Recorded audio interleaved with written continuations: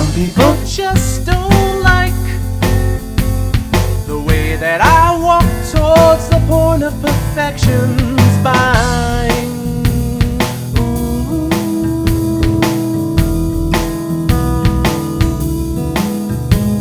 The manner in which I talked about all which I'd walked, and that which deep inside of me had sparked a questor's request for direction to shine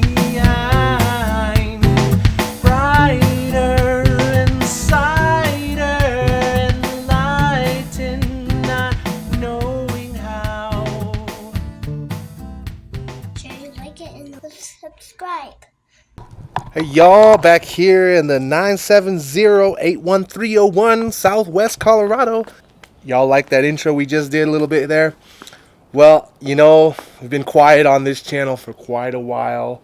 There's a lot of stuff that's happened in the last year plus that I'd like to share with you, but we're just gonna have to take it back a little bit. We're gonna start with something more recent here, catch you up on some of my travels there and work, and we will slowly go back in time a little bit and try to catch up and fill in the blanks, and then update y'all on the rest of what's going on here. But meanwhile, check out this December atmosphere here in Durango, Colorado. Anyway, on to the first update in a while about our recent trip to New Zealand. There's going to be a few parts on this, several episodes that we'll kind of touch up on there, and once we catch up into the present time. So enjoy!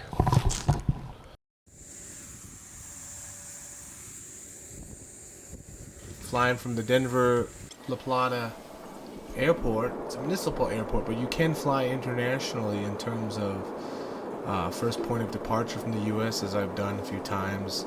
The TSA security check's not as bad. You end up in Denver, or you can also go via Dallas or Phoenix, depending on which route you're taking. But anyway, you land behind security in Denver, as I did, and this is me flying over southern Colorado mountains, and of course the Rocky Mountains here, traversing the state of Colorado. Mid-November, already got snow-capped peaks already. It's going to be a long and early winter, I imagine, coming down on the front range here as we approach our descent to Denver International Airport, where I had a good 2 hours layover, which was just enough time for me to even stop over at my favorite fast food restaurant in all the U.S. Can you guess it? That's it. Chick-fil-A right there. Chicken burger and some nuggets. And then I boarded my flight from San Francisco, crossing the Pacific Ocean, as you can see here in this screenshot, to New Zealand, Auckland. It was about 13 hours from San Francisco, the flight itself. Here we approach the isthmus and the harbors in which Auckland, the largest city of New Zealand, is. It's not the capital. It was at one point for a very small period of time, but it is the largest city in terms of population. I think something like 1.5 or 1.8, possibly even 2 million people in the greater Auckland area. You know, keep in mind, all of New Zealand is just a little bit over 5 million people in the entire country on the two islands, and Auckland here is the very north tip of the North Island there, where I landed. I had a day there, a day to spend in Auckland, before catching my other next flight the next day to Christchurch on the South Island. And what do you do with limited time in a city like that? Not much you can really do in a whole day, but of course I did what I could. I secured my luggage in a locker at the airport, Auckland Airport. You can do that. Not too expensive. You can put a whole large piece of luggage there. And then I took a little backpack and went into town, where I had a hotel booking using the hop on, hop off Auckland transport system. You know, you buy one of these cards for $15, $20, and you have like $10 of credit or something like that. I think you have to spend $5 just to have it. It's not a deposit. You don't get it back. But you can take the trains, the metro trains, the buses, and pretty much get it anywhere you really need to go in the greater Auckland area.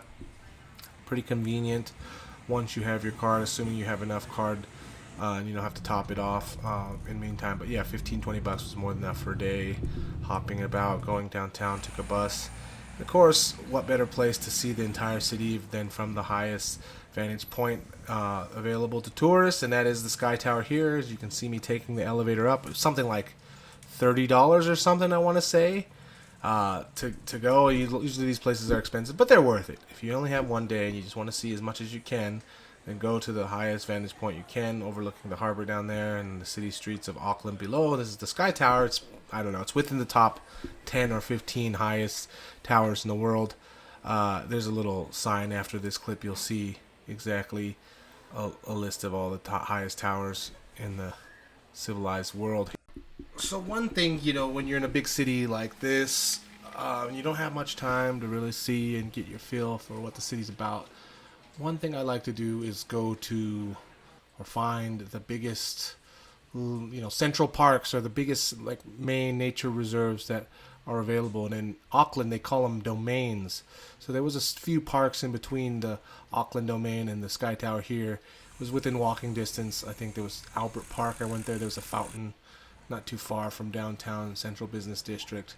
And yeah, beautiful trees. You can kind of see the natural flora of the land. This is Albert's Park, I think. And then I went after that to ultimately to Auckland domain, and I wish I had taken some more footage of it. This is actually just a park near the War Museum. But yeah, I did ground, and so Auckland's parks and domains are a great place to take off your shoes.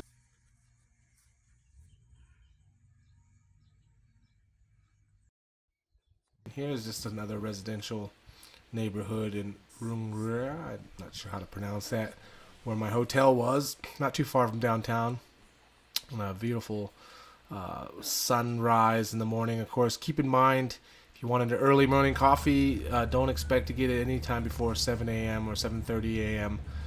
In Auckland, because that's when everything starts to open, 7:30, 8:30 a.m. And of course, it all starts to shut down in New Zealand generally by 7:38, at least when I was there.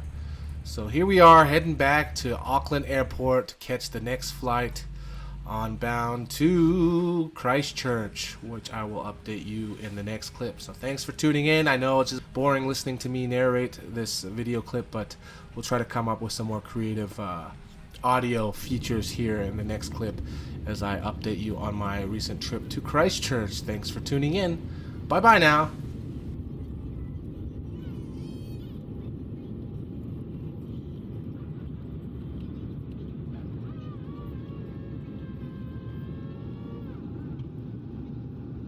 So, it's the end of the video. Make sure you like it, subscribe.